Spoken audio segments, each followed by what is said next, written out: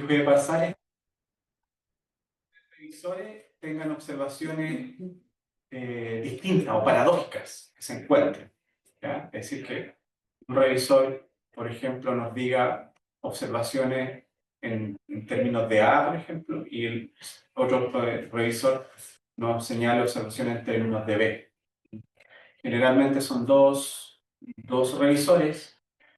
Cuando las dos observaciones son disímiles, el que determina si el artículo sigue adelante es el comité editorial o el comité científico. Y en los casos en que las revistas tienen 3 revisores, ahí es más fácil porque ese número impar va a determinar efectivamente la sanción del artículo. Siempre es recomendable revistas que tengan más de 2 revisores. Realmente, por lo menos a mí me ha ido bien en ese tipo de revistas. Bueno, vamos a comenzar un poco revisando la estructura, ¿cierto? En términos de forma. Aquí ya en esta etapa de la investigación, en la redacción del artículo, se debe concentrar principalmente en la forma, ¿ya? Y ahí uno de los elementos importantes del trabajo es el título, evidentemente. Ahora tenemos la norma APA séptima edición y son más flexibles con respecto del título. Por ejemplo, la norma APA de sexta edición nos indicaba que el título no debía exceder las 12 palabras como máximo, límite. En la norma APA actual ya es más flexible, se habla de 12 palabras hasta 15 en algunos casos, y 20. ¿Ya? Bien, es importante que el título exprese el objeto de estudio, en términos generales, el objeto de estudio, y de alguna manera los resultados de la investigación, que sintetice un concepto que exprese los resultados de la investigación. Porque con eso el lector va a saber de qué se trata el artículo y qué se va a esperar a partir de su revisión. ¿Ya? Entonces, el título debe tener esa capacidad de síntesis necesaria que involucre el objeto de estudio y los resultados de investigación. Hay que evitar que los títulos, por ejemplo, siempre hacen la observación de que los títulos no tengan los artículos, por ejemplo, la o el, ya se puede prescindir del artículo, que no sean escritos con verbo en infinitivo al inicio, porque si no se transforma en un objetivo, ¿ya? Es decir, describir, por ejemplo, no podría ser un título, ¿ya? Que es más bien un verbo asociado a la investigación, por lo tanto, verbos en infinitivo no deberían estar en los títulos. Bueno, evidentemente aquí hay algunas consideraciones generales, ¿cierto? El título tiene que ser claro, ¿ya? Utilizar el lenguaje comprensible, sin ambigüedades, eso significa que hay que evitar algunos términos que puedan ser coloquiales, ¿ya? O muy regionales, por ejemplo, ¿ya? Eso hay que evitarlo, sobre todo en las revistas donde no publican estudios de caso. Hay un grupo importante de revistas que no publica estudios de caso. Y en ese sentido, algunos técnicos muy locales, ¿ya? Son cuestionados en términos de la capacidad de generalización del trabajo. Hay revistas donde sí se publican estudios de caso y por lo tanto cuando utilizamos términos bien regionales, como por ejemplo nombres de ciudades, ¿cierto? O localidades, ¿ya? Son bienvenidos porque ahí evidentemente se informa que el trabajo de investigación está suscrito con un caso específico, ¿ya? Por ejemplo, los estudios en ciencias sociales, generalmente los estudios asociados a historia utilizan altos términos locales o regionales, ¿ya? Pero se entiende porque son investigaciones que abordan un área histórica o territorial determinada. Pero en general hay que evitar esos términos muy locales, a menos que la revista publique estudios de caso. En la revista se describe explícitamente si reciben artículos de resultados de investigación, producto de estudios de caso. Eso las revistas lo señalan explícitamente. Entonces ahí no tenemos problema con la capacidad de generalización, que es uno de los grandes problemas que hubo observaciones que hacen generalmente las revistas. Entonces es importante ver elegir, seleccionar la revista a partir del tipo de investigación que yo tengo. Bien, hay distintas formas de redactar el título, ¿ya?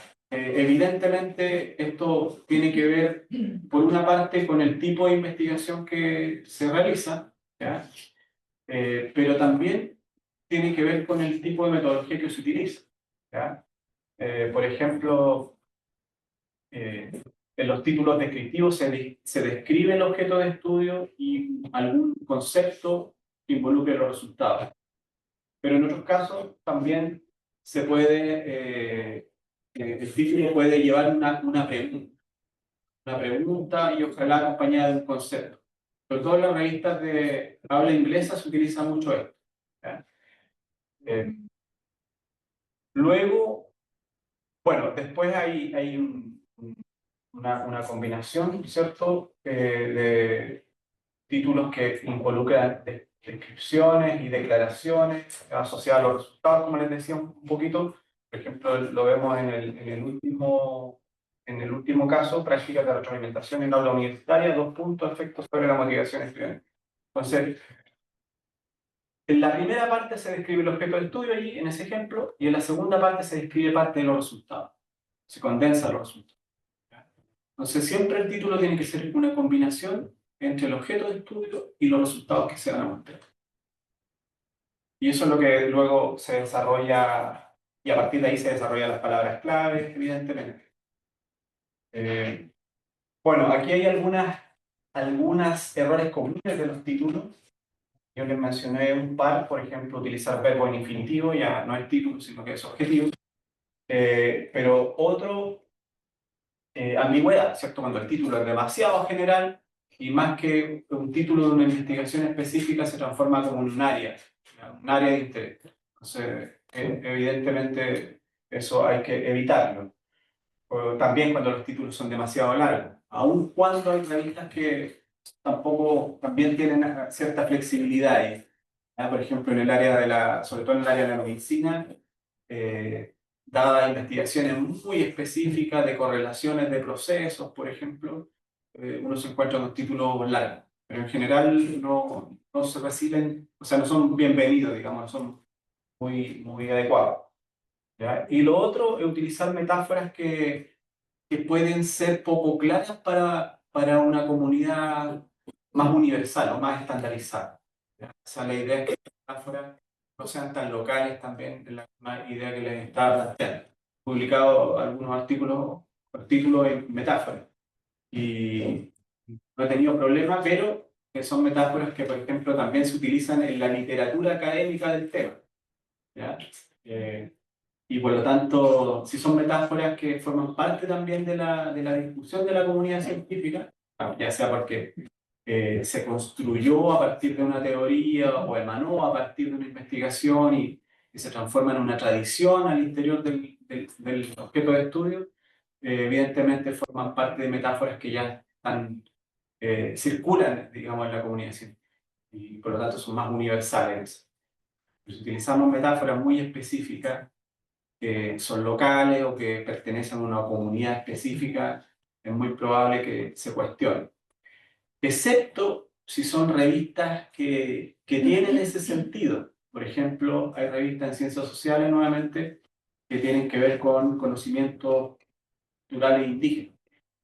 ¿Ya? Y en ese sentido, las metáforas de las comunidades culturales forman parte, van a formar parte de la novedad, digamos, del tema que se va a trabajar. ¿Sí? Me acordaba de una vez un poco con unos estudiantes de kinesiología.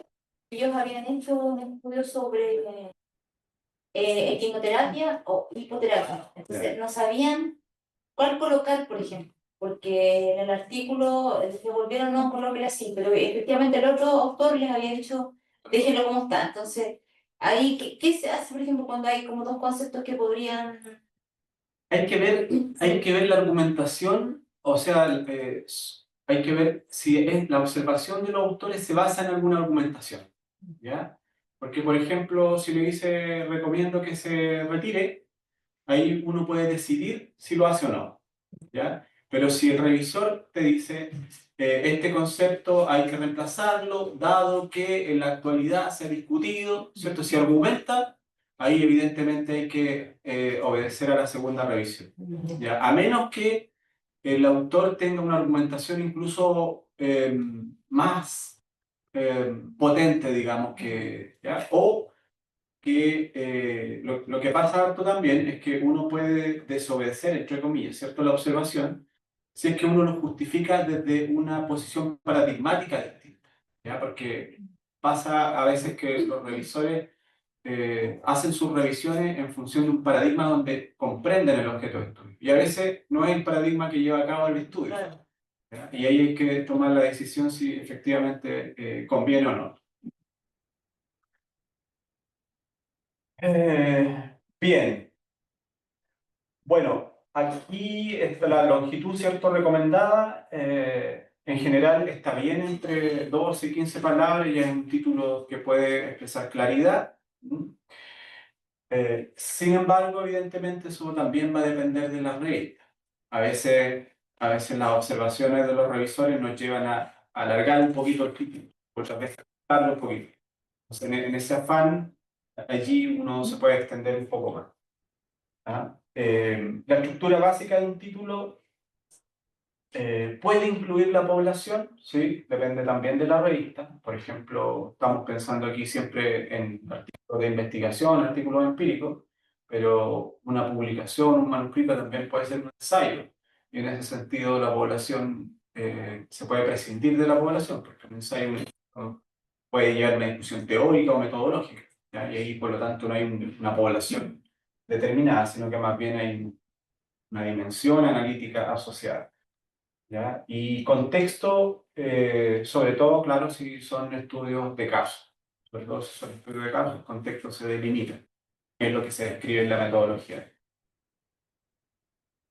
Eh, bueno, acá tenemos dos ejemplos que están en los dos polos, ¿cierto? Un ejemplo bien delimitado, expresado, y hay otro que, como les decía yo, más bien un área de estudio.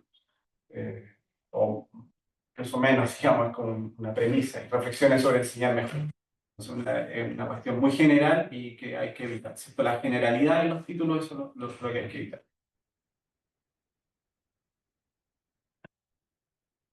Bien, las palabras clave. En realidad, en las palabras clave no hay tanta complicación, sobre todo en aquellas revistas que recomiendan que las palabras clave se deriven de las consideraciones de la UNESCO, por ejemplo, el tesauro de la UNESCO. Y en ese sentido, lo importante es que las palabras claves, hay dos cuestiones importantes que las palabras claves. Una, eh, que se desprendan del objeto de estudio, ¿ya? Evidentemente que formen parte de un objeto de estudio, de una línea de investigación, ¿cierto? Y la otra cuestión importante es que exprese las dimensiones de la investigación que se está mostrando. Y eso debería estar a veces implícito y otras veces más implícito en el título. O sea, las palabras clave, el título tiene que producir palabras clave, ¿ya? A veces son explícitas, pero otras veces son más bien implícitas. Siempre en el marco de un objeto de estudio y de una línea de investigación. Cuando hay muchas complicaciones para identificar las palabras clave, que no es lo usual, nos conviene descargar un artículo, ¿cierto?, de la misma revista donde vamos a enviar el trabajo y ver qué palabras clave se utilizan ahí. Un artículo similar, dentro del mismo objeto de estudio. Y ahí ya definimos que la revista está considerando esa palabra clave en particular. Y a veces tenemos dudas si esa palabra clave en particular eh, es de interés.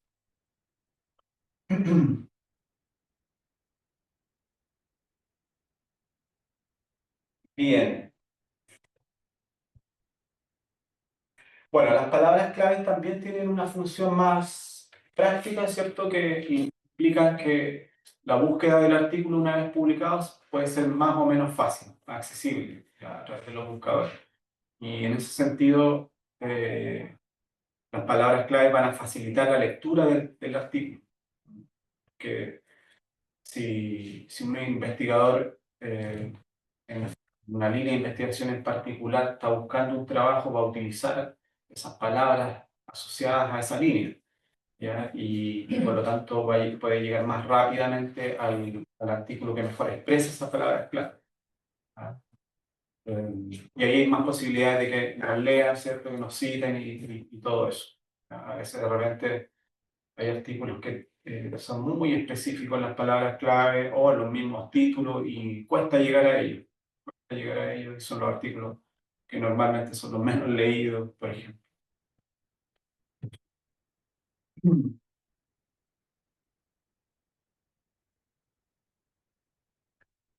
Bueno, aquí también hay algunos elementos a considerar.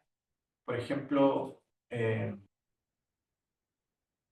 el resumen del artículo, es decir, el título debe producir, ¿cierto?, el resumen del artículo, ¿ya? Y asimismo también debe producir las palabras clave. Cuando yo tengo las palabras clave, generalmente si el artículo está redactado y los resultados están descritos, ¿ya? El título está descrito, no debería haber problema en elaborar las palabras clave. Hay otras personas que esperan a elaborar el resumen para desde ahí identificar las palabras clave. De todas maneras, debe haber una coherencia siempre entre el título, el resumen y las palabras clave, ¿ya? Normalmente las revistas piden de 3 a 5 palabras clave. Normalmente, cuando yo envío artículos, siempre le coloco 3 palabras clave. A veces incluso, siempre lo hago, incluso me han pedido que le coloque una cuarta. Pero con 4 palabras clave ya diríamos que estamos bien. Deben expresar el resumen en términos del objeto de estudio, ¿cierto? Las primeras 2 líneas del resumen expresan el objeto de estudio, las primeras 2 líneas, ¿ya? La tercera línea debería intentar problematizar un poco. Hay una capacidad de síntesis bien acotada. La cuarta y quinta línea del resumen, las 4 y 5, más o menos debería describir la metodología, ¿ya? Y después de la metodología, ¿cierto?, vienen los resultados, 2, 3 líneas de resultados, ¿ya? Y después 2 líneas de conclusiones. Siempre en un resumen, los resultados y las conclusiones van a ser lo más importante, porque cuando se busca el artículo y se lee el resumen, el lector quiere saber si ese artículo le va a servir, ¿ya? Y por lo tanto en el resumen se va a dar cuenta inmediatamente cuáles son los resultados y las conclusiones a las que llega. Ya no le va a interesar tanto la metodología, porque la metodología la puede, a menos que ande buscando un artículo como referencia para construir una metodología. Porque la metodología, de todas maneras, si le interesa la metodología, va a ir al artículo completo a leerla. ¿Verdad? Sí. En la primera línea y la primera y la segunda. Objeto exactamente. Ahí se tiene que expresar una redacción más o menos general. No puede ser bien específica porque si no se alarga. Puedes detallar. Entonces, el objeto de estudio en términos generales, la tercera línea, problematizar un poco, ¿ya? Que se note allí que se problematiza asociado a ese objeto de estudio, ¿cierto? Y las 2 líneas siguientes, las 3 líneas siguientes, incluso la metodología. De la metodología, ¿cierto? El método, las técnicas que se utilizan y la población, ¿ya? En algunos casos, a mí, por ejemplo, me han pedido la cantidad de participantes, pero generalmente no se coloca en el resumen. Pero hay resúmenes que sí aparecen. Y después los resultados, una síntesis de los resultados. Por ejemplo, si los resultados se expresan en 3 variables, se sintetizan las 3 variables de alguna manera y se explica cuál fue el hallazgo en términos de la relación entre variables o un estudio cualitativo, también en un sentido similar. Y las últimas 3 líneas, conclusiones. Y siempre en las conclusiones, es importante que las conclusiones, ya es un trabajo del artículo, ¿cierto? Que las conclusiones no solamente concluya algo, sino que también proponga algo, ¿ya? Por lo tanto, hay que dejar un espacio ahí en las conclusiones para informar qué se propone. El resumen, perdón, el título y el resumen tiene que ser bien pensado, porque efectivamente tiene que ser bien atractivo. Entonces, si yo encuentro un título claro, ¿cierto? Y que muestre un interés en el área de estudio, que sea interesante para el área de estudio, efectivamente voy a leer el resumen. Si el resumen está bien claro y muestra de manera eh, precisa, ¿cierto? Los resultados y las conclusiones, también va a expresar más interés el lector. ¿Sí? Y a veces también hay revisiones sistemáticas que se hacen solo a partir de los resúmenes, ¿no? Y para eso igual están muy bien construidos para que sean publicados dentro de una muestra. Claro, claro. Claro, con el resumen pueden ocurrir dos cosas. Una, o tres en realidad. Una, que no te lean, ¿cierto? Que el resumen está muy general, muy ambiguo, ¿cierto? Por lo tanto lo descarto, aunque el trabajo esté bien hecho. Por eso el rol de la revista ahí es clave, de los revisores. Y la otra es que efectivamente el resumen sea muy bien hecho, bien atractivo, y por lo tanto ya voy a descargar el artículo. ¿Ya? ¿Ya? Y bueno, y de ahí puede ocurrir lo tercero, que es efectivamente que te citen. Si el trabajo ya está bien escrito y todo, que te citen. Generalmente en investigación nosotros trabajamos por dos cosas. Una, porque tenemos que cumplir con los criterios, ¿cierto?, institucionales, el numerito de la investigación, pero otra, que es la principal en mi opinión, es que te lean. O sea, uno trabaja para que lo lean, ¿cierto? Y ojalá lo citen. Y por eso es importante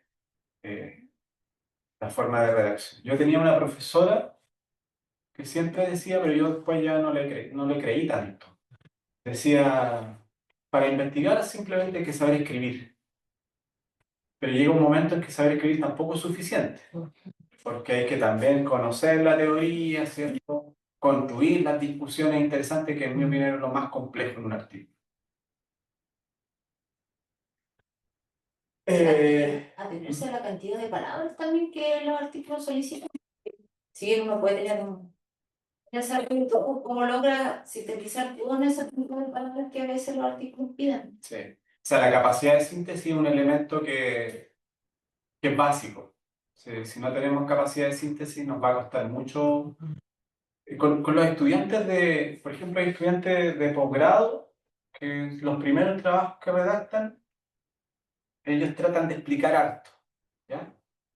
Y por lo tanto tenemos marcos teóricos, por ejemplo, de 5 páginas, ¿ya? Grandes marcos teóricos, o resultados de 8 o 10 páginas, ¿ya?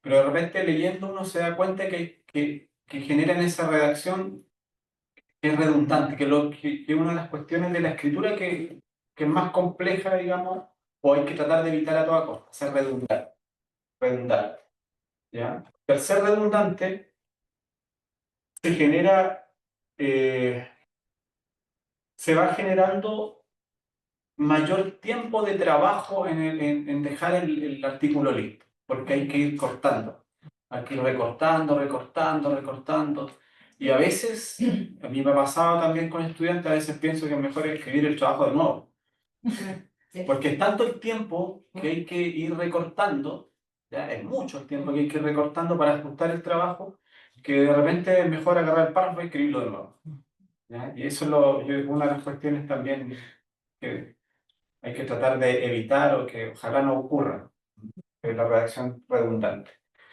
Y claro, las revistas piden, algunas piden desde 7.000 a máximo 15.000 palabras, más o menos, dependiendo de la revista y del área, ¿ya? Las revistas de la salud, por ejemplo, piden poquitas, ¿ya? 5.000, incluso he visto de 4.000 palabras, ¿ya?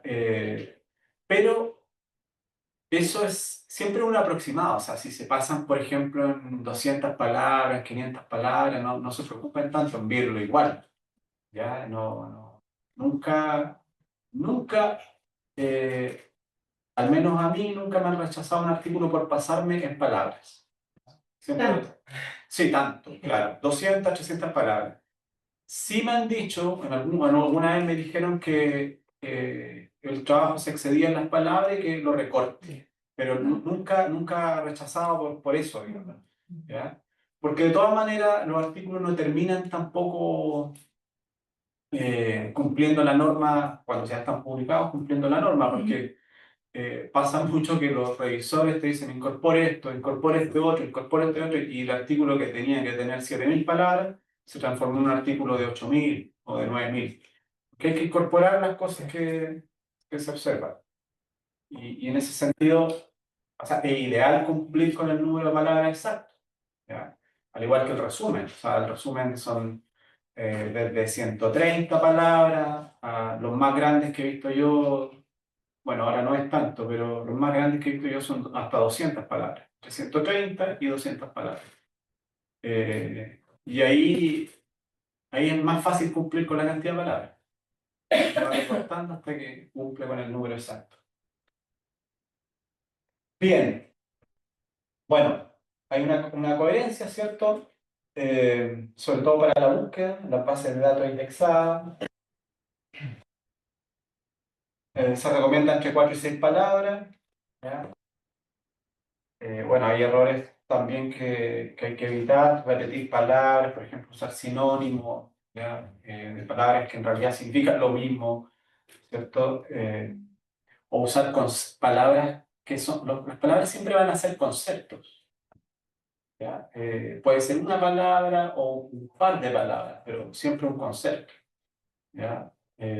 Por ejemplo, innovación educativa, ¿ya? Ahí tenemos una palabra clave, es un concepto.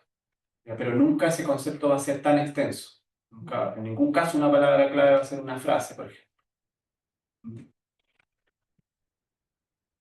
Eh, Disculpa, ¿no puede ser palabras compuestas? No.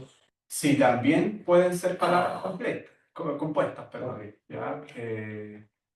Por Por ejemplo, ejemplo, liderazgo pedagógico. liderazgo pedagógico es una palabra clave. Claro, claro, esa es compuesta. Sí. Sí, y hay palabras claves que son compuestas, ¿cierto? Y van separadas por un guión. ¿Ya? Claro. ¿Sí? Enseñanza, aprendizaje. Enseñanza-aprendizaje, claro, en algunos casos. ¿Ya?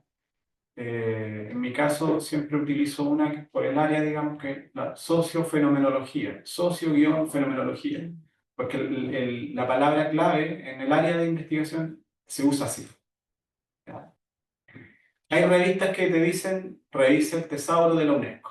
Entonces uno se mete en la página del tesauro de la UNESCO, busca el área de interés y ahí hay subáreas, ¿cierto? Y cada subárea tiene un listado de palabras que forman parte que se pueden utilizar, digamos, para eso. Disculpa, ¿y el con guión se transforma en una única palabra o quedan como dos palabras aparte? No, es una sola. Sí, es una sola porque así está escrita para el área de estudio. Sí.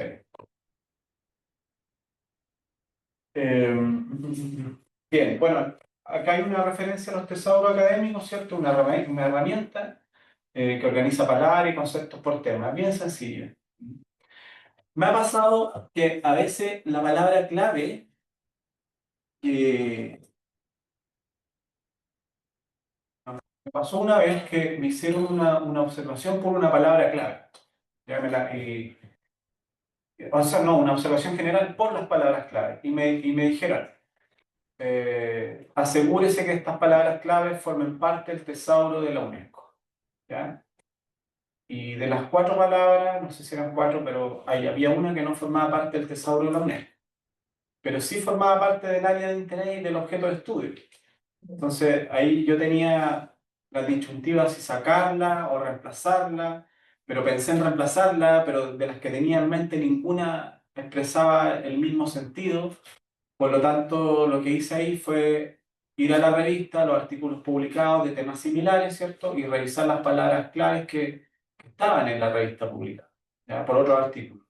Y ahí me di cuenta que efectivamente esa palabra clave, porque era muy evidente que tenía que estar ahí porque era de interés para el objeto de estudio, se utiliza. Entonces la dejé, ¿ya? Y ahí ya no hay nada que hacer.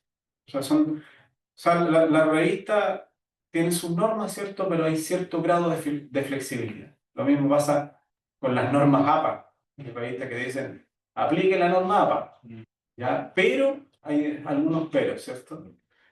Como por ejemplo el justificado a la derecha o Sangre francesa. exactamente la sangría francesa. Eh, bien.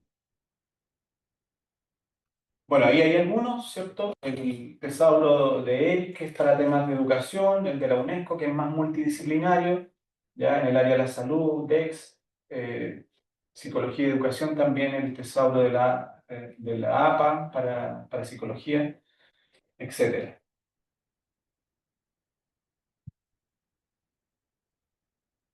Bien. Bueno, ya explicamos un poquito que tienen varias funciones, ¿cierto? Las palabras clave, y una es identificar rápidamente, llegar, que los buscadores, ¿cierto? Y los lectores lleguen rápidamente al artículo. Es ideal, uno se da cuenta inmediatamente, y que puede ser una estrategia también para que te lean, inmediatamente si un artículo tiene las palabras claves adecuadas, porque busca en Google, por ejemplo, un concepto, y los primeros artículos que salen son los que eh, eh, lograron, posicionarse con las palabras clave, como primero. ¿Ya? Eso es muy interesante. Y generalmente, cuando uno empieza a buscar artículos vía Google, ya no las bases de datos, ¿cierto? Generalmente esos primeros artículos son los más leídos y los más citados. Entonces, como un círculo. ¿Ya? Esa es una de las formas, a partir de las palabras clave. Porque nadie, si el artículo tiene las palabras clave o tiene los conceptos que yo estoy buscando, evidentemente a priori ya me va a servir. Por lo tanto, lo voy a leer.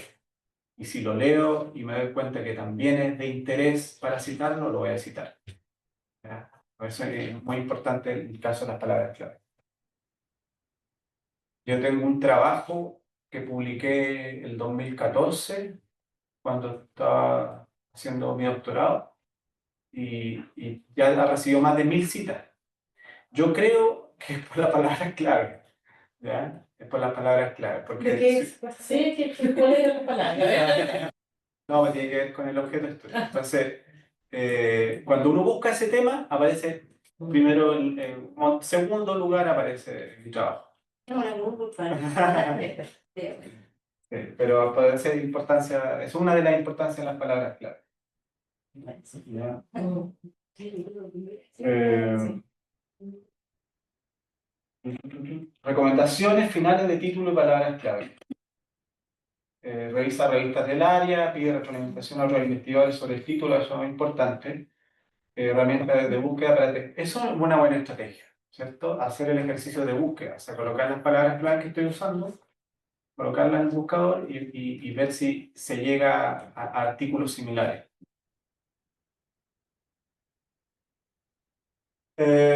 Bueno, hay varios elementos significativos para la aceptación.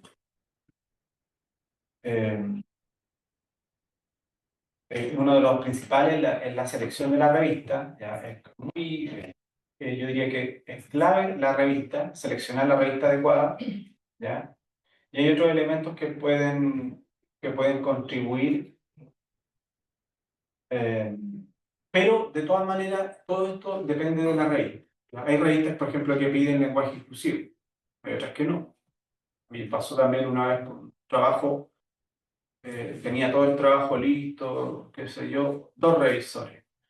El primer revisor, un par de observaciones sencillas, y la segunda revisora que cambiara todo el trabajo en lenguaje inclusivo.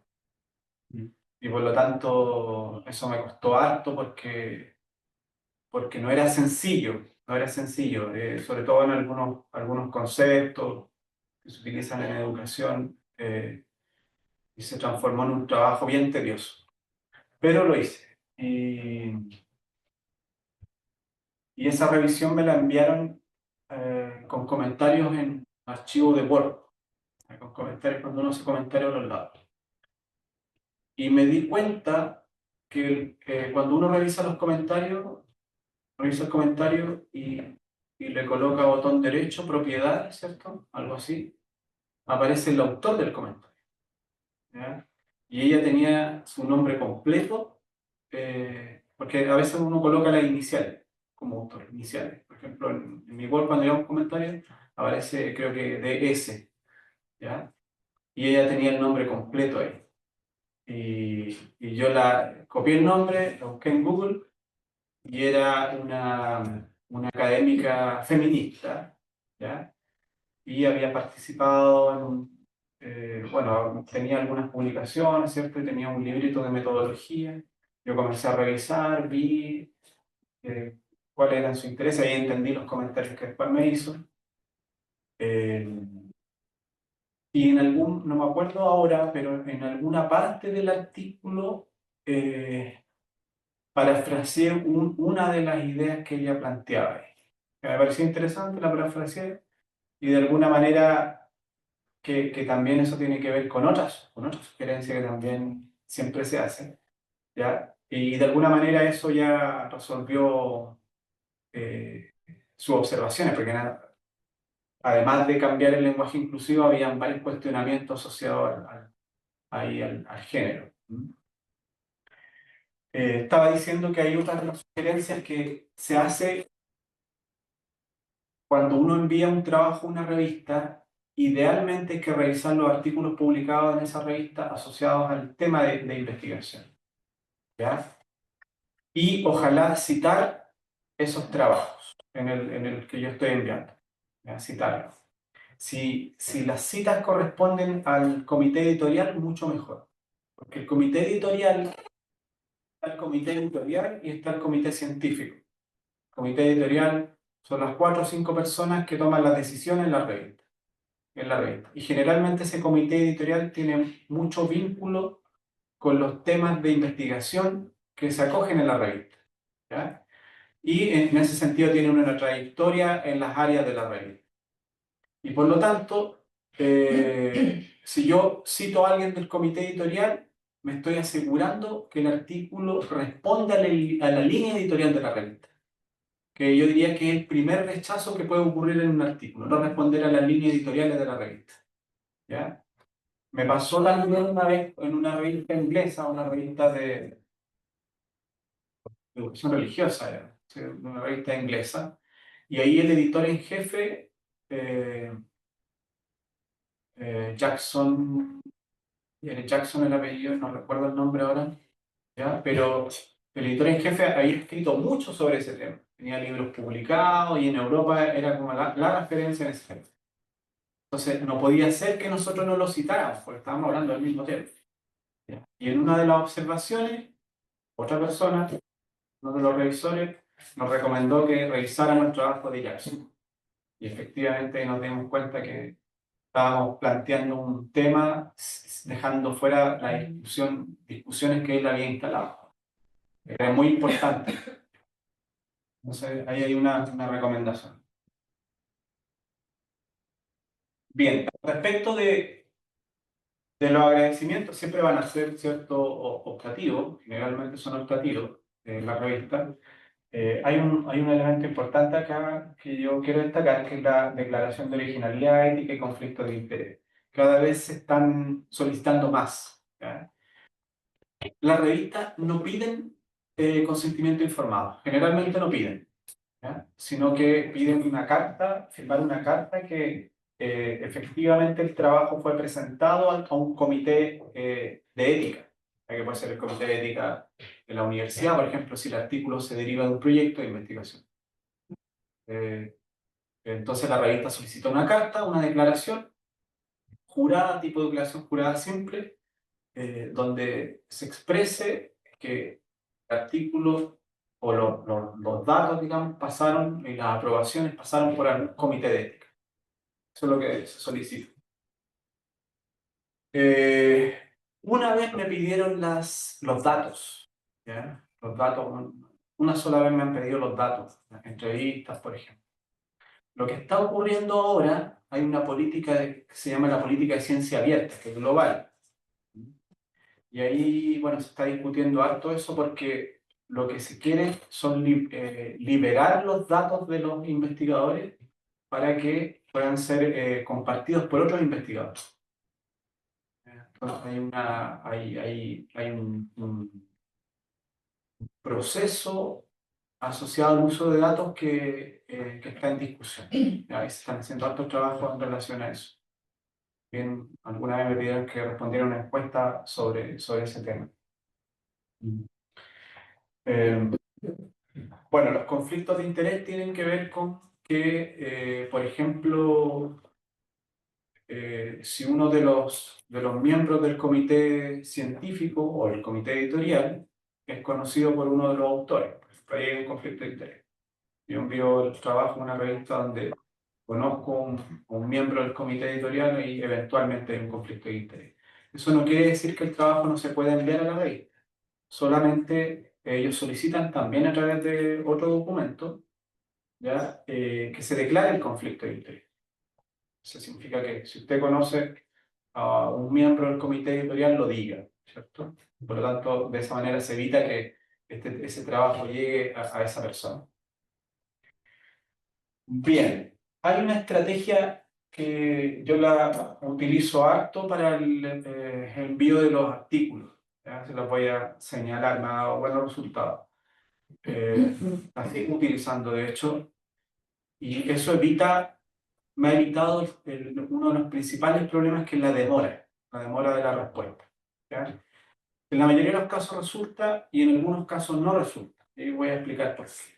La estrategia tiene que ver con escribirle a la persona, al encargado editorial, que puede ser el mismo jefe editorial, editor en jefe se llama, ¿cierto? O a la secretaria, en algunos casos hay una secretaria también, y esa secretaria deriva el trabajo al editor en jefe. Entonces, como un bypass, ¿ya? Porque generalmente las revistas tienen básicamente dos formas de recibir artículos. Uno a través de plataformas y otro a través de correo electrónico. Y ahí quedan poquitas revistas que reciben directamente a través de correo electrónico. Pero uno se puede bypassear eso para un poco reducir los tiempos de respuesta. Entonces lo que yo generalmente hago, y que se puede hacer en 3 o 4 revistas. Por ejemplo, uno hace la revisión de la revista y si cumple con la línea editorial el artículo, ya selecciona 4 revistas o 3 revistas y le envía un correo al editor preguntándole si el artículo es de interés. ¿Ya? Y ahí no se le envía el artículo, sino que se le envía el título y el resumen. ¿Ya? Resumen. El título y el resumen, ¿cierto? Las respuestas que me han dado a mí, sí, envíelo, cárguelo a la revista, perdón, a la plataforma, si es que la revista tiene plataforma, o sí, envíe el trabajo completo para revisar. ¿Ya? Eso evita o sea, con eso evita el tiempo, el tiempo en respuesta de que te digan que la principal causa de rechazo que no forma parte de los intereses de la revista. ¿Ya? O te pueden responder que no, que dado el tema del artículo no forma parte de los intereses de la revista. Pero de todas maneras aquí uno lo que hace con eso es ganar tiempo. ¿Ya?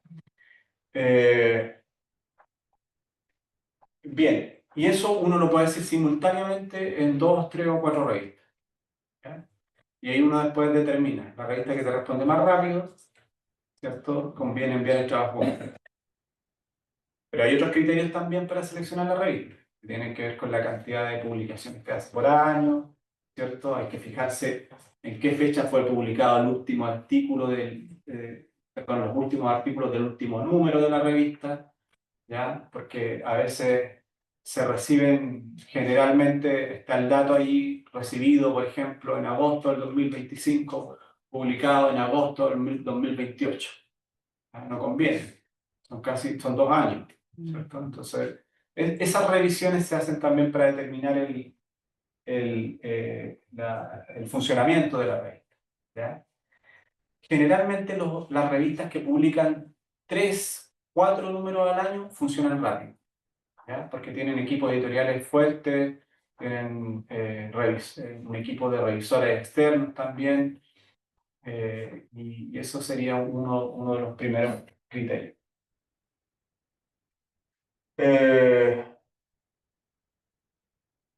Bien, alternativas de publicación, revistas, libros, congresos, ¿cierto? Aquí yo agregaría capítulos de libros. Tiene que ver con... Estos tienen distintos impactos, ¿cierto?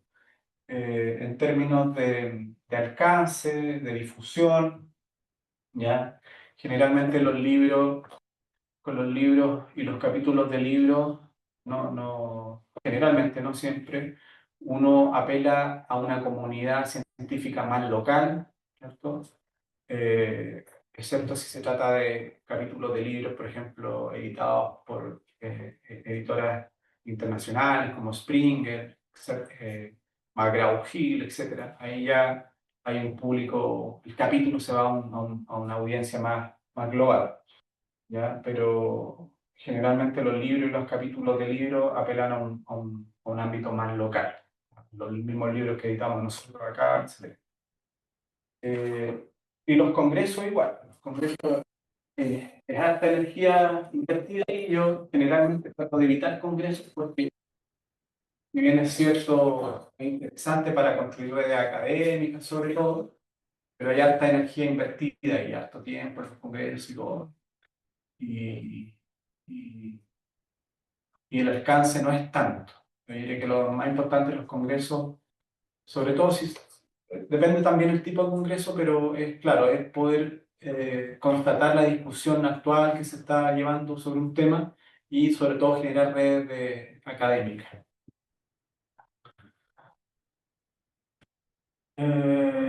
Bien, la búsqueda y selección de revistas, ya, eso yo diría que es una de las cuestiones más importantes.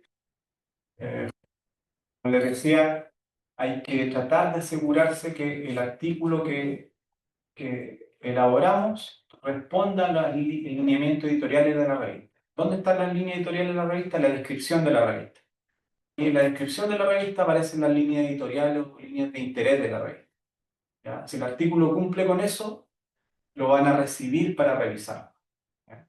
Es decir, no se va a rechazar porque no forme parte del interés de la revista, que es un rechazo bien común.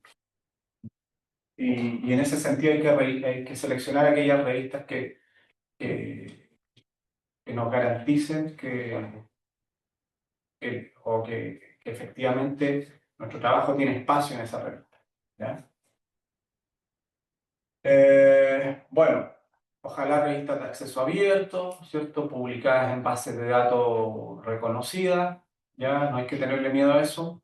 Lo importante, por ejemplo, las revistas Scopus o WOS, hay que acostumbrarse, no hay que tenerle miedo a eso. Yo diría que lo importante ahí es la traducción. Si todavía tenemos esa complicación de la traducción. Nosotros durante el semestre enviamos 2 trabajos que justamente ahora nos dieron las 2 respuestas. No son los trabajos esos, no, son otros. ¿Ya? Y nos dieron la respuesta. Y hay uno, una revista de estudios interculturales, Intercultural Education se llama la revista. Hay 2 en el mundo sobre educación intercultural en habla inglesa. ¿Ya? Hay otra que se llama Intercultural Studies, ¿ya? Y nos rechazó el trabajo por la traducción. O sea, nos pedía que buscáramos un traductor nativo. Y nosotros utilizamos los traductores bueno, en este caso no utilizamos los traductores que paga la Dirección de Investigación, pero traductores profesionales, ¿ya? Y ahí nos rechazaron ese trabajo.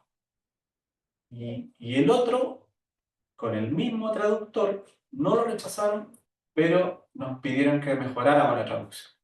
Entonces la traducción sigue siendo un problema, ¿ya? O sea, no hay que tener miedo a las revistas Scopus y a las WOS, ¿ya? Hay alto prejuicio con respecto a eso, sobre todo cuando se trata de investigaciones que se hacen acá en América Latina, por ejemplo, para ellos es bien interesante eso. Pero el problema que tenemos ahí es efectivamente mejorar los procesos de traducción. Bien, bueno, aquí hay varios errores comunes, ¿cierto? Generalmente hay que ser bien riguroso con la forma del trabajo. Es decir, si la revista pide una norma determinada, generalmente APA reformada, diría yo, ¿cierto? Y ser bien riguroso con esa norma. Hay una síntesis de la norma de la revista y por lo tanto está el manual adicionalmente. Y ahí hay que conciliar ambos. Que las revistas te dicen, estas son las normas para los autores, y revise el manual de las normas. ¿Ya? Y de repente, las normas que describe la revista van en un sentido, no general, pero en algunas cosas van en un sentido, y la norma que publican para descargar y revisar, se contradice a veces ocurre eso. Entonces ahí, una de las formas de conciliar eso, bueno, descargar un artículo de la revista y ver cómo lo hacen los autores que han publicado en esa revista, cómo han resuelto ese dilema. La extensión del manuscrito se transforma en un problema cuando, como les decía, cuando hay redundancia en la manera de escribir. Hay que tratar de evitar la redundancia, que sea bien directo con el lenguaje escrito, etc. ¿Ya? Si no es así, como yo algunas veces he dicho, mejor esto escribirlo de nuevo. ¿Ya?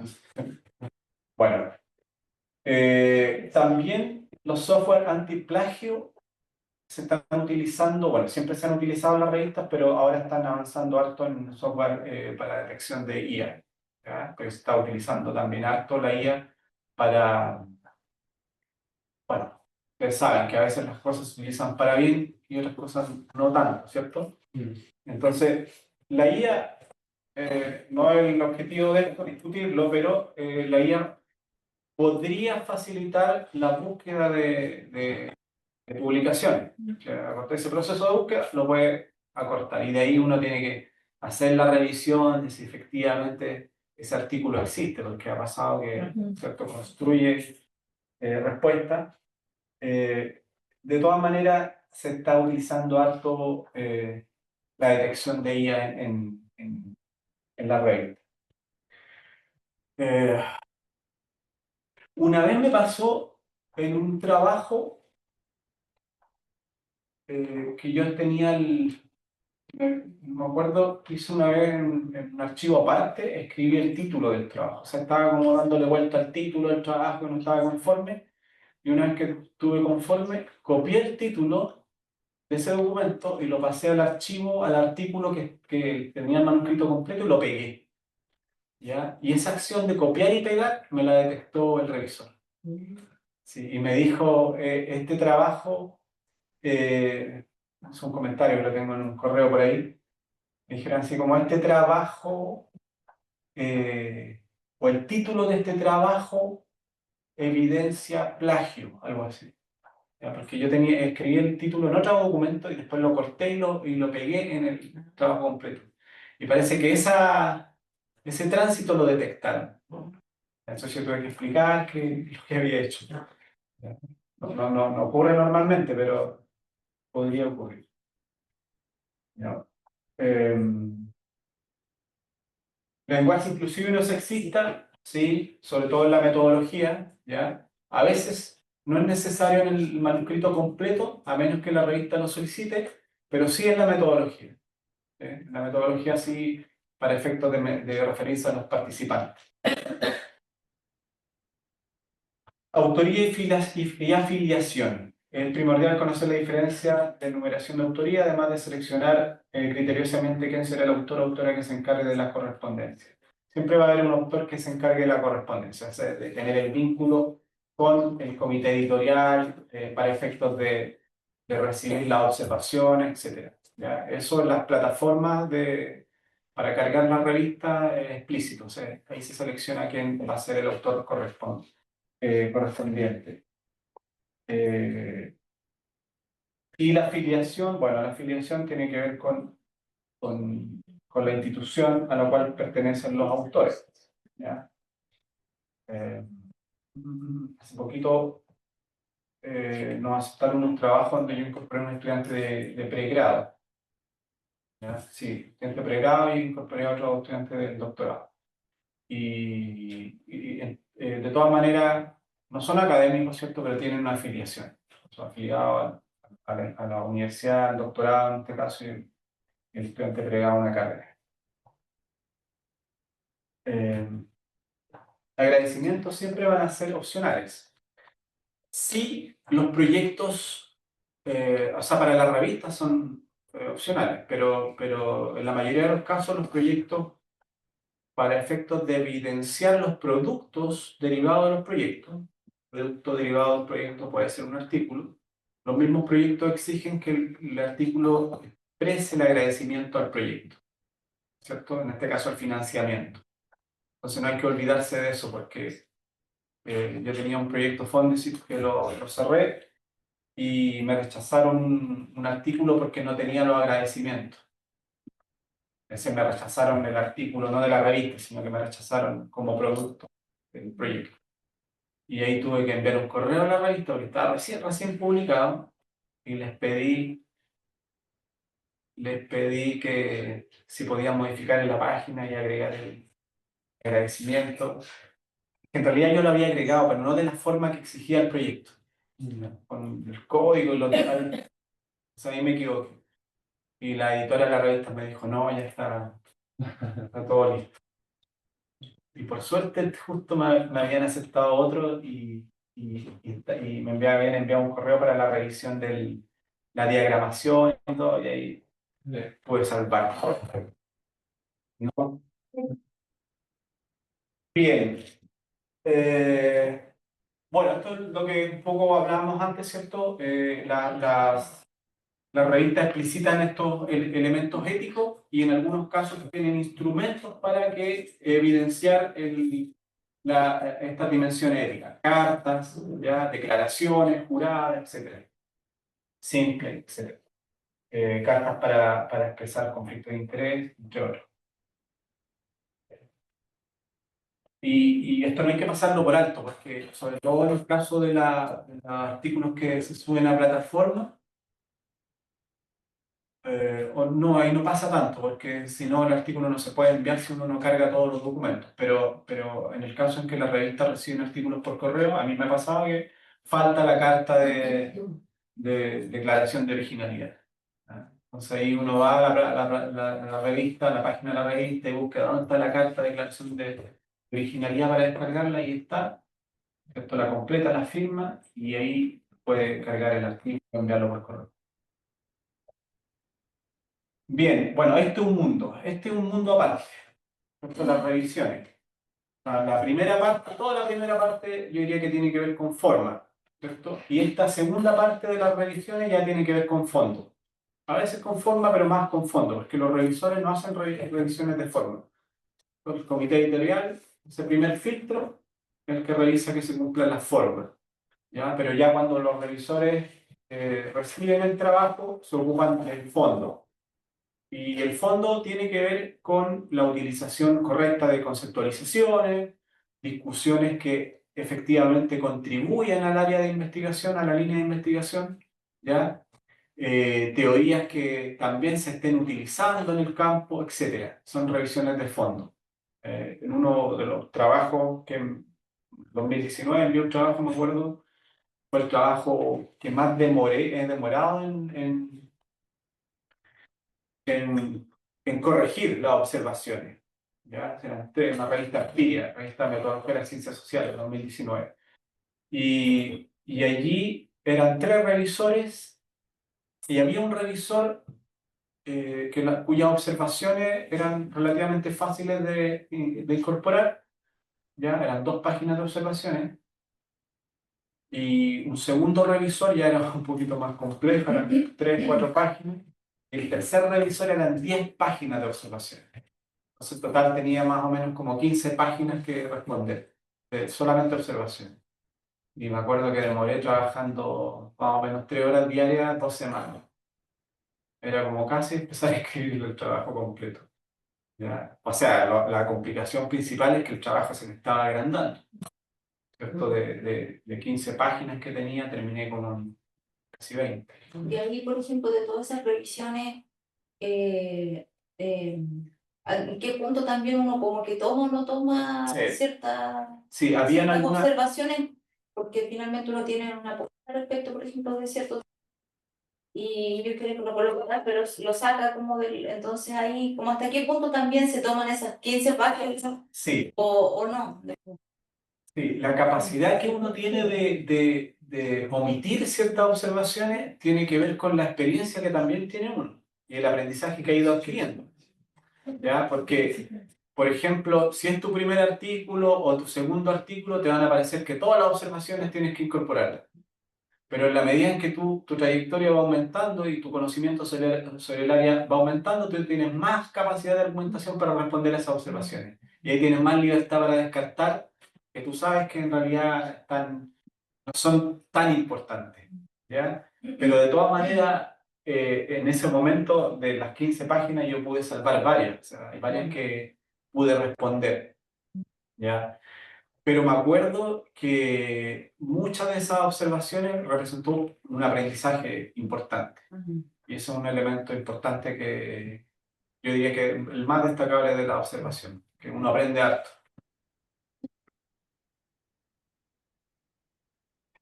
Bien.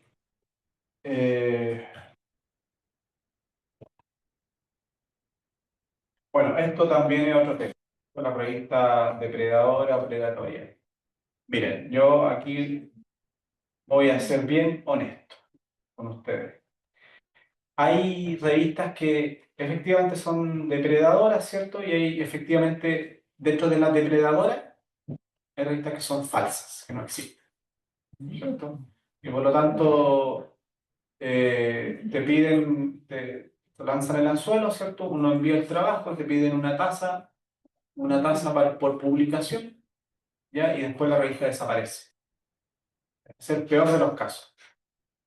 Y hay otro grupo de revistas depredadoras que no son, que compran, prácticamente compran artículos, claro, o sea, venden el espacio para el artículo, ¿ya? Y, y un grupo de esas revistas cumplen con estar indexadas. Y hay otras que no, la mayoría no. Sin embargo, para la comunidad académica determinada, ya sabemos que no conviene publicar en esa revista. O sea, no es bien visto publicar en este tipo de revistas. Porque los criterios de rigurosidad que tienen son mínimos. Las revisiones, por ejemplo. ¿Ya? Y generalmente se caracterizan por ser revistas multidisciplinarias. O sea, ustedes ven en un número, en una revista depredadora, ven un número, por ejemplo, publicado, ¿cierto? Y pueden ver revistas del área de la salud, un artículo, perdón, artículos del área de la salud en un mismo número, después educación, biología, y una miscelánea de artículos publicados en un número, y 40, 50, 60 artículos, ¿ya? Y los criterios de rigurosidad son mínimos. Entonces yo sugiero que a veces, digamos, es fácil ahí, pero considero que no es conveniente. Bien.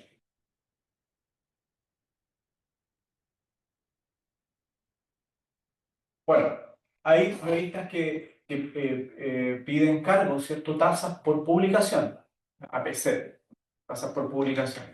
Y esas tasas por publicación tienen que ver con los procesos de la misma revista. Por ejemplo, el proceso editorial, que se lo justifican de esa manera. Yo nunca he publicado en una revista que pida, o sea, que me pida plata, digamos, por publicar. No he querido porque soy medio apretado, entonces prefiero gastar la plata en otra cosa. ¿Ya? Pero también hay revistas que piden tasas por publicación y hay unas que piden harta plata, o sea, $3.000. ¿Ya? Sí, sí, $1.800, lo menos $1.500. ¿Ya? Tasas por publicación. La universidad tiene una política, la Dirección de Investigación, de financiar APC, tasas por publicación. Yo creo que, no sé, no, esa plata se puede conseguir otra cosa. ¿Ya? Eh, Evitar revistas depredadoras, identificar eventos falsos. Es lo más complejo. Disculpa, por favor, ¿podrías tener mayor garantía de que acepten la publicación? En el primer caso de las revistas depredadoras, ¿es cierto? Que simplemente te piden una tasa por publicación, sí.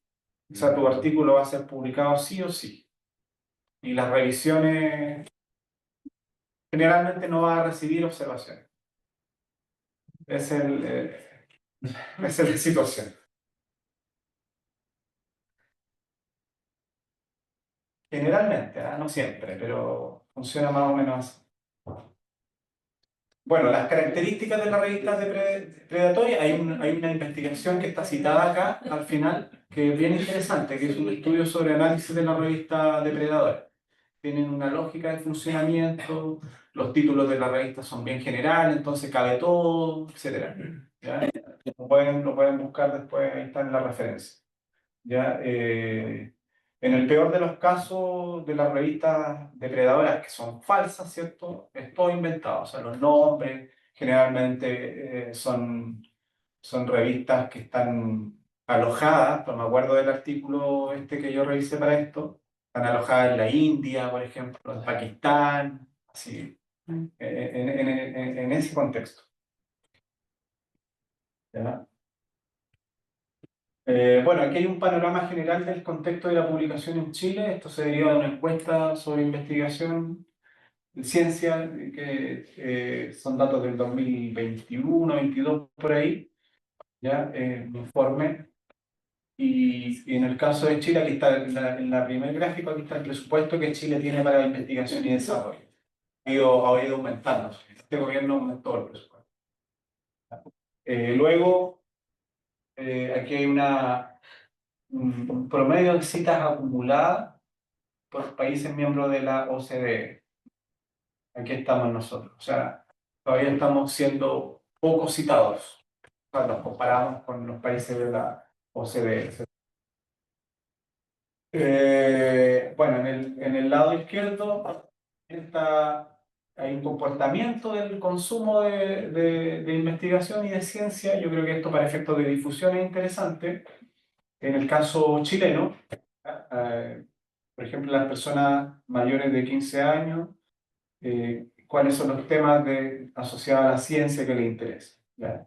La mayoría, el 40% tiene mucho interés en temas asociados a la ciencia médica y de la salud. ¿Ya? Después hay un porcentaje de 30% asociado a temas de ingeniería. ¿Ya? O sea, evidentemente las áreas de la salud y la ingeniería también tienen más financiamiento para investigación y desarrollo. Y ahí hay más interés también en la población civil al respecto. Y por otra parte, acá tenemos la cantidad de publicaciones en el caso chileno con afiliación de Chile, indexada en WOS, en el contexto por área disciplinaria. Si ustedes se fijan, ciencias naturales, que está ahí el círculo morado, ¿cierto? Concentra la mayor cantidad de publicaciones con autores chilenos. Como el comportamiento. Las ciencias sociales también, y que realmente también hay...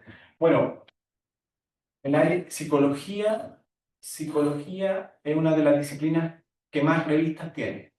O sea, hay una cantidad de revistas en psicología increíble, en todas las áreas de la psicología comunitaria, psicología cognitiva, psicología clínica, la disciplina con más revistas. Bien, aquí nosotros en Chile tenemos un investigador por cada 1000 habitantes. Ese es el promedio. El promedio de la Unión Europea son investigadores por cada 1000 habitantes y el promedio de la OCDE 9,2. Aquí hay un gráfico por región, publicación indexada por cada 1000 habitantes por región. Evidentemente la metropolitana, ¿cierto? Luego Valparaíso, y esto está asociado también a las universidades. Todavía la investigación en Chile todavía se aloja principalmente en las universidades. En otros países sabemos que hay centros de investigación, institutos, y por lo tanto es lógico este dato, ¿cierto? La región metropolitana tiene más universidades, está Valparaíso, Biobío, la Araucanía está por acá.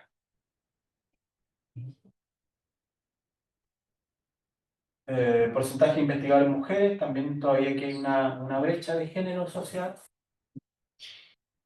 Chile está aquí en el contexto de la OCDE,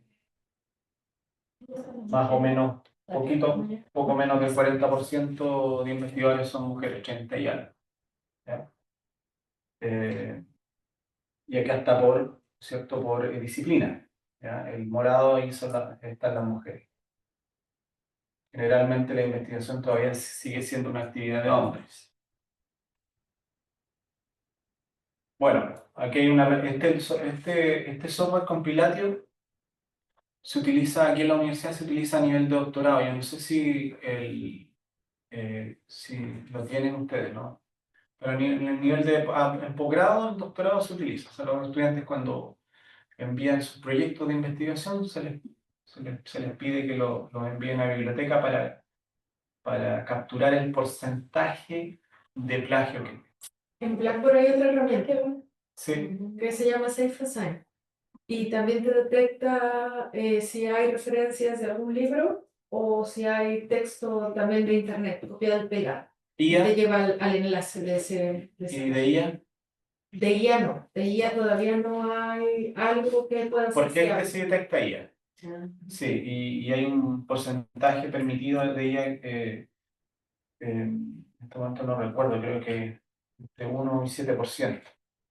Lo que pasa es que la IA es compleja porque cuando uno, por ejemplo, en el caso del proyecto, se pasan por compilatio y automáticamente detecta un porcentaje de IA, que normalmente es 7%, pero es porque la referencia las incluye.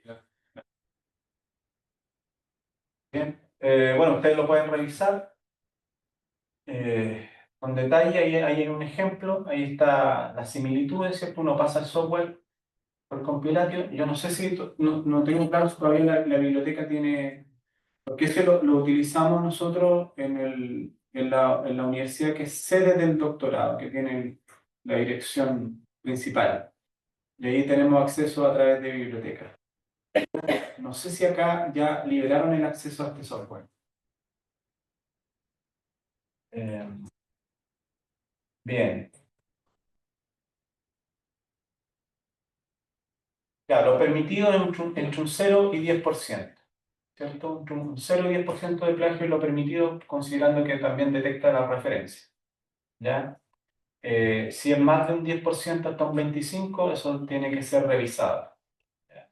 Y más de un 25%, evidentemente, el trabajo tiene que ser rechazado y se puede decir que hay plagio ahí. Esos son los parámetros. Bueno, acá, respecto a la discusión y las conclusiones, en mi opinión, en la parte de la discusión es más compleja, porque efectivamente la discusión, en un artículo, la discusión es la parte más original del trabajo, es decir, es producto del investigador. ¿Ya? No, es muy difícil encontrarse dos discusiones iguales de investigación en la misma área.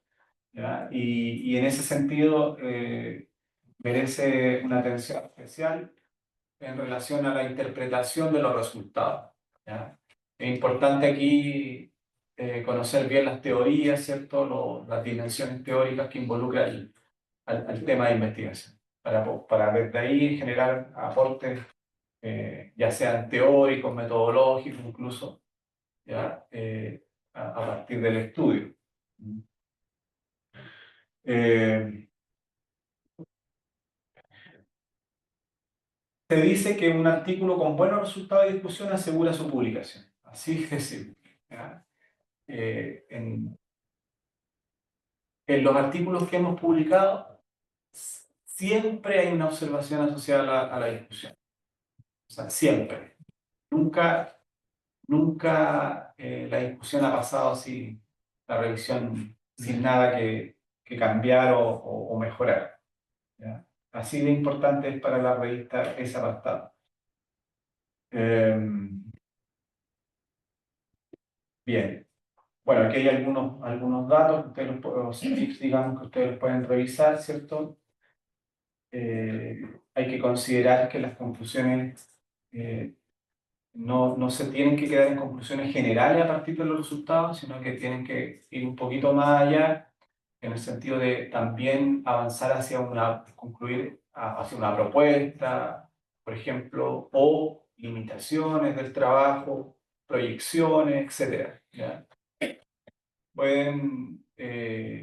importante es que si los resultados están organizados en dimensiones, supongamos, ¿ya? O están organizados en variables, como sea, categoría, etc. Cada dimensión les debería llevar a redactar al menos un párrafo de conclusión. Esa es la coherencia que tiene que existir.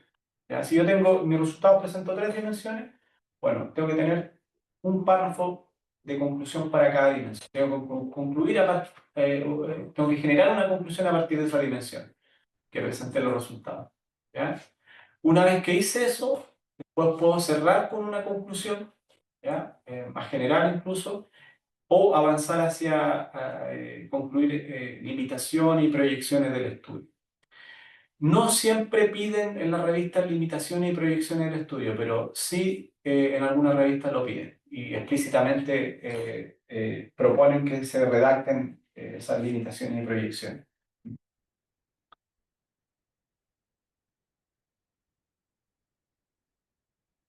No está de más decir, ¿cierto?, que en los resultados es importante incluir gráficos, figuras, ya, para sintetizar los resultados. Cuando el análisis de resultados tiene muchas tablas, por ejemplo, muchos gráficos, pueden ir a dar anexos. Ustedes presentan los principales. Ahí, la mayoría de las revistas permite anexos.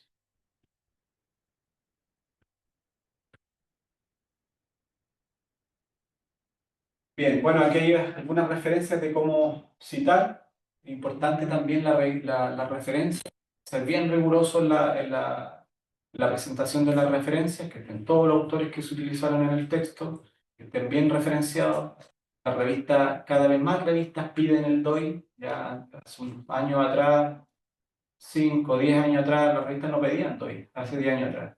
Ya era optativo, si es que había DOI. Pero ya todo eso está estandarizado, todo está digitalizado y por lo tanto las mismas revistas han ido actualizándose en el sentido de ir generando los DOI. ¿Ya? Los DOI los generan las mismas revistas. Entonces, generalmente, si citamos artículos, no tenemos que olvidarnos del DOI, ¿ya? De incluir el DOI. Y es bien útil para esta parte, es bien útil utilizar un software de gestión de referencia, ¿ya? Por ejemplo, Zotero, que es gratis y es fácil de utilizar. Tiene una versión, perdón, también el Zotero se puede activar en Drive, por lo tanto, es fácil de trabajar, ¿ya? Si uno se acostumbra a utilizarlo, este apartado aparece solo. Biblioteca hizo un taller de Zotero. Ya, qué bueno. Lo más complejo del Zotero es acostumbrarse a utilizarlo. Pero cuando se acostumbran a utilizarlo, gestionan todo ahí. Pues pueden tener carpetas por temas, por líneas. ¿Ya? Si se acostumbran a utilizarlo, ya después se les va a facilitar harto este trabajo de elaboración de referencia. Bien, bueno, aquí hay distintos ejemplos, como citar, perdón, publicaciones de Facebook, incluso Twitter, etc. Bueno, aquí hay algunas conclusiones.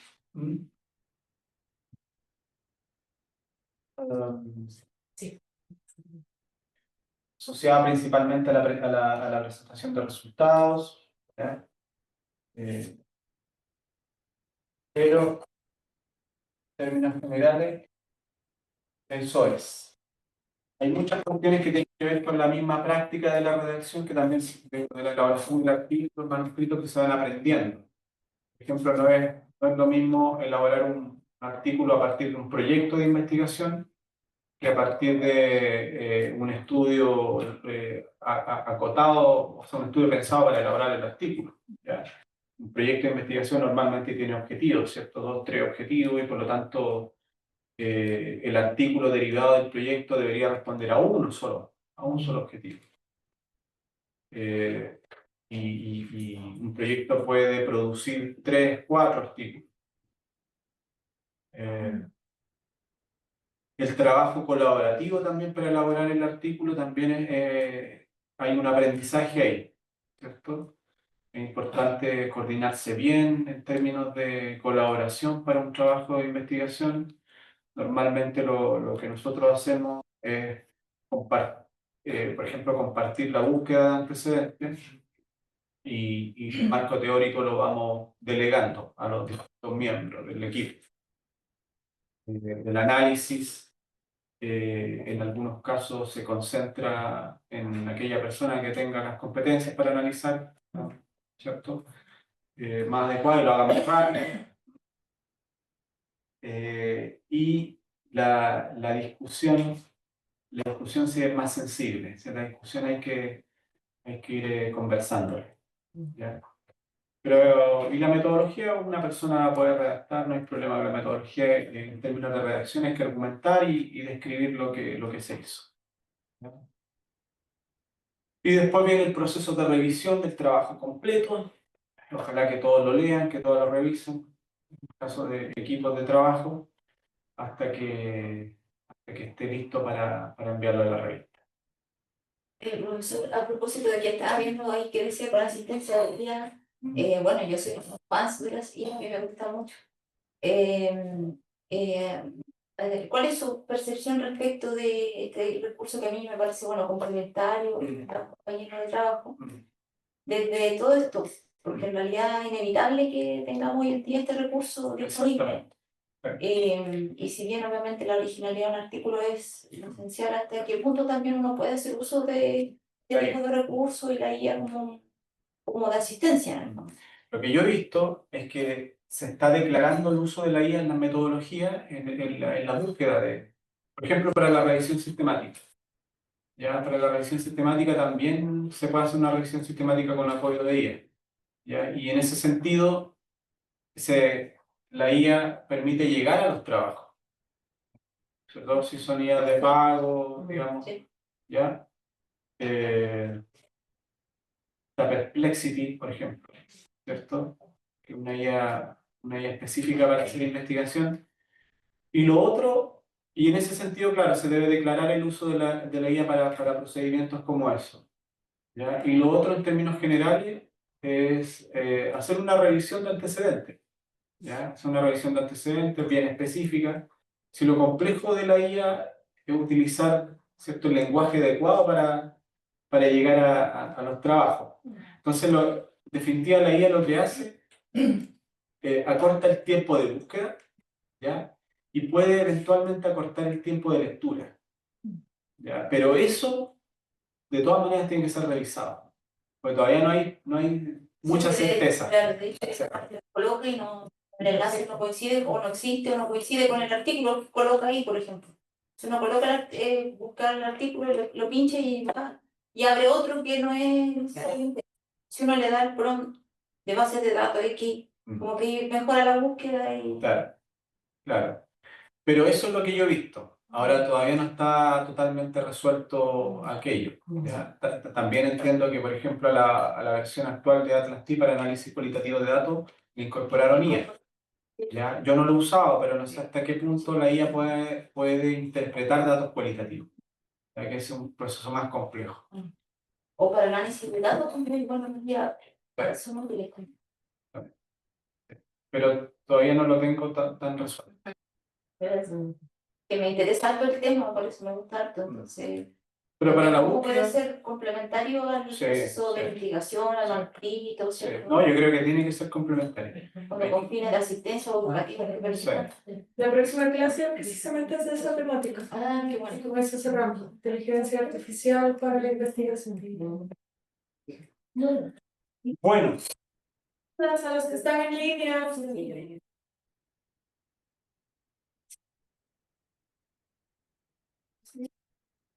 Claudia, Angélica, Javier. He estado muy callados hoy. Todo clarito, llevo ganas de haber estado ahí nomás, pero la salud no acompañó hoy día. Sí, yo tengo una consulta, profe. Respecto a la IA, no sé si fue clase entonces lo que acabo de hacer. Yo subí una redacción y le pedí, ni siquiera lo pagaba, normal, que me ofreciera mejorar mis conectores para que se entendiera mejor mi idea. Y me Ya. marcó cuáles había cambiado. ya. Y yo los dejé. Eso es así como terrible. Lo que pasa es que hay revistas que, si tú no lo declaras, te van a decir, solamente te van a decir que tú utilizaste IA para elaborar tu trabajo. Entonces por eso es importante lo que plantea ella, porque lo importante es declarar para qué lo usaste. Claro, porque es mi idea, pues, Claro. pero seguramente hay algunas revistas que están pidiendo que se declare en donde tú firmas que Sí.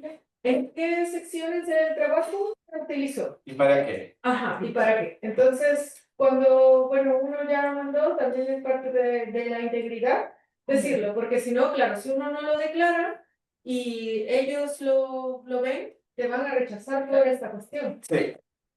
Sí, y van a malentender la presencia de la IA en el trabajo. Eso es importante. Y también hay revistas, hay que hacer una revisión de eso también, creo yo. Me he encontrado con revistas que explicitan para qué se puede utilizar la IA. Que todavía es bien Sí, amplio, sí. porque hay otras que incluso te están pidiendo citar dentro del artículo en qué sección utilizaste y para qué, pero dentro del artículo. Dentro del artículo. Entonces todavía hay un campo abierto, no, Sí, no hay más. yo sigo discutiendo que no es plagio, no sé, pero tengo toda una discusión interna sobre si Lo que pasa es correspondería a plagio exactamente o no. que, o sea, plagio porque no hay otra persona que originó esa idea. Pero en este caso hay una tecnología que originó la idea. Claro, pero Claro. bueno, ahí es donde yo tengo mi... Claro, lo que pasa es que quizás no se podría llamar plagio, pero Claro. hay otra forma. Temática para la próxima clase. Lo vamos a hablar, que viene a facilitar, de todas formas viene a facilitar, hemos demorado mucho más de los datos. Todo parte del ciclo, es bien. ¿Alguna otra duda, aprovechando que Daniel tiene que marcharse a su evento? Hace poquito contraté una suscripción de un transcriptor. Ya había probado otro, pero encontré uno muy bueno, TurboScribe. Sí, tú crees Sí, y también. lo bueno es que uno no tiene que pagar el año completo, uno puede pagar un mes, 20.000 pesos. Y O te funciona- dan 3 transcripciones diarias. Ah, no, pero esos son gratis. Claro, cuando son gratuitas, Sí. 3 No, pero máximo 30 minutos. Sí, yo lo había probado. Claro, dividiendo el... Exacto, pero el que les digo yo, o sea, la suscripción de pago, que son por mes, transcribe súper bien. Hay que hacerle casi una modificación. ¿Y el Notability no lo has utilizado? Para transcribir, he visto cómo lo utilizan, pero hay que hacer modificaciones. Sí, al igual que otros. Pero este está súper bueno. Se llama TurboScribe. Ya, me tengo que retirar. Muchas gracias. Ustedes todavía no, para que conversemos cómo vamos a finalizar el proceso de diplomado, ¿ya? Le despedimos a Daniel. Nos vemos, que estén muy bien. Gracias. Chao, chao. Chao. Y bueno, aquí un poquito conversar lo que también hablaba yo con Paula al comienzo, porque hay personas que seguramente van a llegar hasta la fase de los resultados y la discusión, que no van a llegar a tener conclusiones todavía dentro del proceso del diplomado. Entonces, ¿qué es lo que vamos a hacer? Primero, para los que tienen ya algunos instrumentos, la tarea que entreguen para este módulo 4, algunos como por ejemplo Ricardo y Jimena, que bueno, no están, pero ya validaron los instrumentos con expertos, que en este caso fueron Eduardo y yo, y eso es parte de lo que contabiliza en la tarea 4, ¿ya? Porque ahora ellos solamente van a aplicarlos, pero esto deben dejarlo redactado en la parte de los resultados y la discusión, que se trabajó con tales instrumentos que fueron validados con tal cuestión, aunque cuando ustedes vayan a publicar esto, eso es parte de la metodología, como todavía no lo tenían cuando dijeron qué metodología iban a utilizar, ahora que lo tienen se pone en esta cuarta tarea de resultados. ¿Cómo se validaron los instrumentos?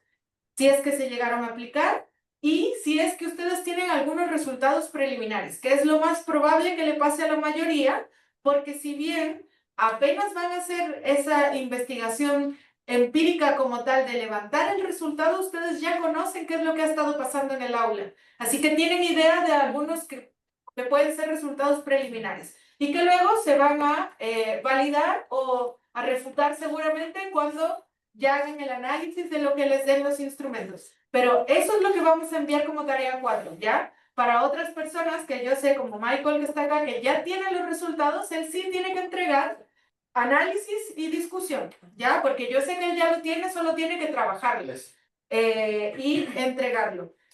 Ajá, Claro, Consuelo. en mi caso, como te comentaba por mensajería, yo recientemente pude hacer las entrevistas con los estudiantes, por ejemplo. Entonces, Ujú. recién esta semana. Pues he estado como viendo las entrevistas y todo del guión que realicé, más pues experto que me ayudó ahí como en la revisión de las preguntas. Entonces, eso igual me demoró un poco en el proceso. Claro, en este caso también como tarea 4, puede también ser el hecho de que si quieres que Eduardo o yo veamos los instrumentos, podemos también hacer una retroalimentación sobre ello, ¿ya? María José.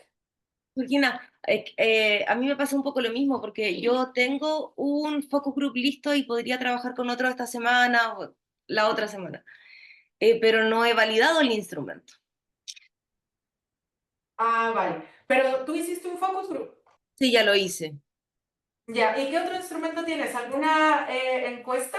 ¿Un En la cuestionario? primera, no, en la primera propuesta de metodología se hablaba solamente de focus group, pero en la tarea que entregué, que tengo que mejorar, que modificar, hablaba de quizás eventualmente incorporar entrevistas para darle un poco más de robustez al estudio, no sé, al dato. Quiero como Ah, conversar eso primero. sí, esto podríamos conversarlo en una tutoría porque, claro, es importante también lo que hablábamos con Eduardo en la clase anterior. Si yo tengo un focus group, ya estoy recogiendo cierta información. Quizás si coloco entrevistas, voy a redundar en la información que Sí, encuentro también, sí. y, ajá, y quizá no sea lo mejor porque además te va a llevar tiempo, te va a llevar Sí. también tiempo no solo en realizar las entrevistas, sino en transcribir, o sea, es demorado. Habría que ver cuáles son los datos que tú necesitas para ver si puede quizá recogerse con un cuestionario online o si con solo los focus group tú tienes suficiente información. Ok, Y fuese necesario, quizá de los focus groups, si a ti te quedó, ya una vez que los hiciste, te quedó alguna idea de que tal o cual persona podría darte un poco de información más relevante para tu sí, lo investigación, tengo. ahí se podría quizá hacer un par de entrevistas, pero ya a sujetos bien delimitados, como que no sea igual aleatorio hacer entrevistas, varias entrevistas, sino Entiendo. dos y sobre una temática específica que tú viste que es necesario explorar más. Sí. Que en el focus group quizá surgió, pero no se pudo explorar a profundidad. Para eso podría ser una entrevista, ¿ya? Pero podemos hablarlo con más calma si quieres para definirlo. Pero específicamente, claro, estas cuestiones deben ir a la tarea 4 para ver el avance de la diferencia entre el módulo anterior con este módulo. O sea, en el fondo, con lo que yo ya tengo, podría plantear hasta ahora el trabajo, colocar lo preliminar que observé de la entrevista y todo. Efectivamente, también María José, si ya levantó un focus group, Claro. también tiene ciertos resultados preliminares que ella ya puede Ahora, en mi ir caso, narrando. yo hice 3 nomás porque no es más difícil, pero con esos 3 estaría como para entregar los resultados preliminares. Sí, Ya, sí, sí, ya. sí, válido.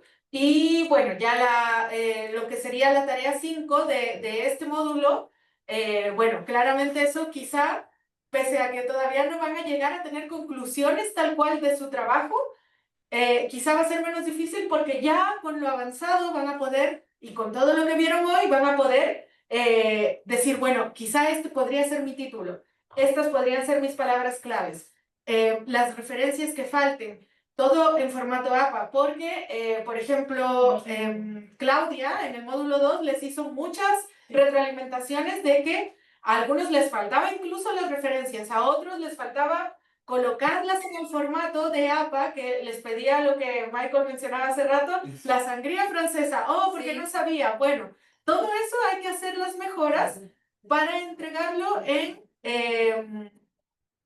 como tarea 5. ¿Sabes, Georgina? Yo vi que en la mayoría de los trabajos parecía que no habíamos puesto la sangría ni nada, pero es que en el Drive no se puede hacer eso. Yo no, No sabemos. Sí se puede.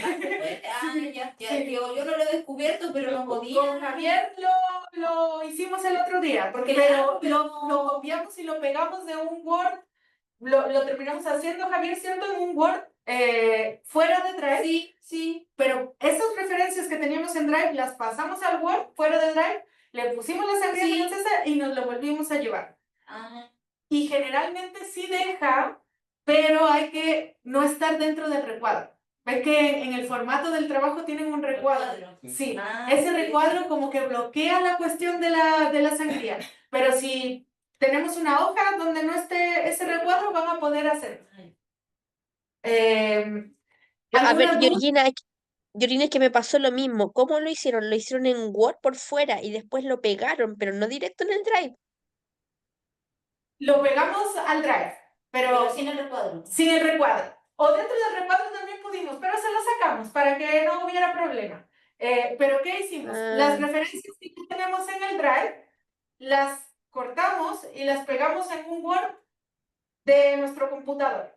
Y ahí le pusimos ¿ya? aplicar esa francesa y luego eso lo cortamos y lo llevamos otra vez al Drive. Y ahí nos respetó la sangría francesa. Ya, Lo lo voy a tomas del intentar. origen. Sí, sí. Pero igual que es una cuestión de formato, no es muy difícil, pero todo lo otro sí sería bueno que lo vayan como ya también trabajando, porque ya tienen suficiente para poder ver cuál sería más o menos el título, que esté entre la cantidad de palabras que les dijo hoy Daniel, cuáles serían las palabras claves, revisar las referencias, agregar las que les falten, porque algunos, por ejemplo, las de la metodología todavía no las suman. O no sé, alguna otra referencia que fueron incluyendo sobre la marcha después de que mandaron el trabajo 2, ¿ya? Todas esas cuestiones, verlas, ¿ya? Para que esa sea la tarea 5, que ya la 5, si lo pensamos bien, es un poco... Por lo último. Sí, y menos complicada. Y en las conclusiones, claro, lo que más o menos... Ah, y el resumen. El resumen también ya les da para tener un bosquejo de resumen. ¿Por qué? Porque como les decía Daniel hace rato, tenemos la problematización, nuestros objetivos y una cuestión preliminar de resultados. Y hay unas conclusiones quizá que también pueden ser preliminares, como qué es lo que nos podemos encontrar. Pero esto, bueno, es hasta que ya de cierta forma puedan validar o refutar y cerrar, que seguramente va a ser fuera del tiempo del diplomado, pero ahora pues para dejar ya sus cosas más o menos encaminadas, que sea mucho más fácil después realizarlo, ¿ya? Igual acuérdense que termina el tiempo del diplomado, pero siempre pueden acercarse a mí para preguntarme cuestiones que, oye, ¿te acuerdas que me quedé así? Bueno, ya acabé, puedes darle una leída, siempre es posible, ¿ya? ¿Alguna otra duda? ¿Están más tranquilos? ¿Tranquilas? Yo no. Estaba angustiado porque no podía avanzar. Ay. Sí, a mí Y igual la, me costaba avanzar con otras cosas en los últimos días, pero ¿cuál era el plazo final? Yo se me olvidó, no lo tengo a mano. el plazo final es septiembre, ¿ya? Para que lo tengan ¿Después del en... 18 o Pero antes? septiembre es muy amplio. Y el final de los finales. El plazo final del final es el último día de septiembre, Ok. ¿ya? Ya, Sí. Que ese es de entrega. Ya luego ahí vemos que la revisión y la retroalimentación y cerramos seguramente a mediados de octubre toda la cuestión, ¿sí?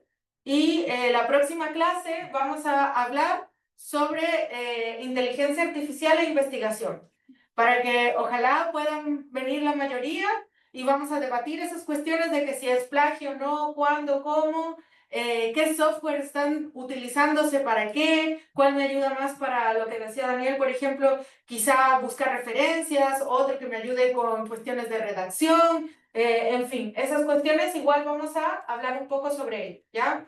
Así que les animo a que vengan la próxima semana. ¿Alguna pregunta más? No, la próxima semana no, o sea, la próxima clase, en 15 días. O sea, el otro viernes en la tarde no hay. No, Sería bien. Sería el primer viernes 5.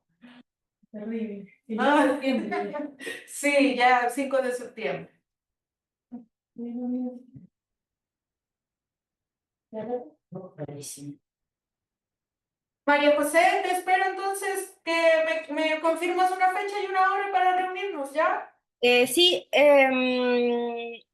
voy a ver si es que puedo, bueno, hablamos por WhatsApp Sí, para que y sea lo algo antes posible. Si yo quiero, lo que pasa es que quiero avanzar un poco en la retroalimentación que de la semana anterior para poder, claro, para poder llegar como más avanzado.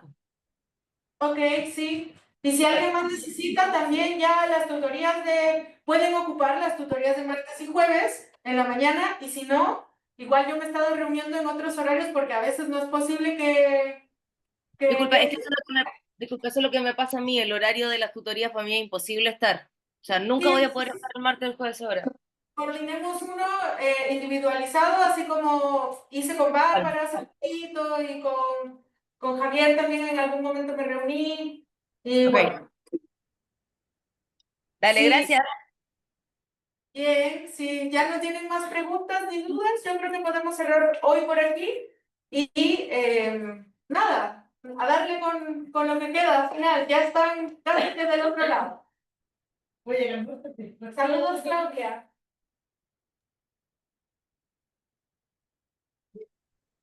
Veo que- Chao. Chao a todos. Que estén bien. Chao, chao, gracias. Chao, chao. Chao, Claudia.